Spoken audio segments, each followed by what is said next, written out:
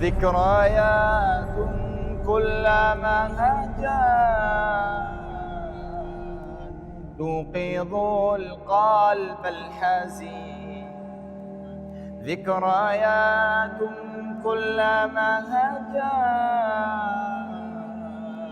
أيقظت فينا الحنين. ذكريات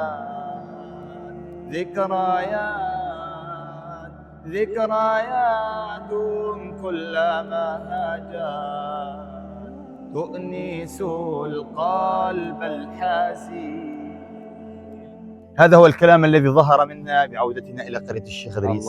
هذه هي المشاعر التي لا تكاد توصف والله يا أخوتي الكرام.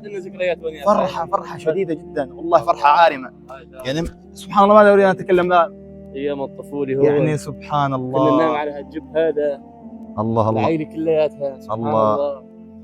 هون كنا نجتمع. كان صحيح دار قديمة، بس والله الدار صحيح قديمة لكن ذكريات سبحان الله. ذكريات بتذكرك بعد 6 سنين يا أخوان، 6 سنين من التهجير، 6 سنين نعود إلى قريتنا بإذن الله فاتحين محررة الحمد لله رب العالمين، بفضل من الله سبحانه وتعالى.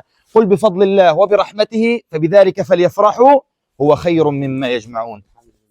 ويومئذ يفرح المؤمنون بنصر الله ينصر من يشاء وها نحن ننصر. الله أكبر. هذا الجامع. يلا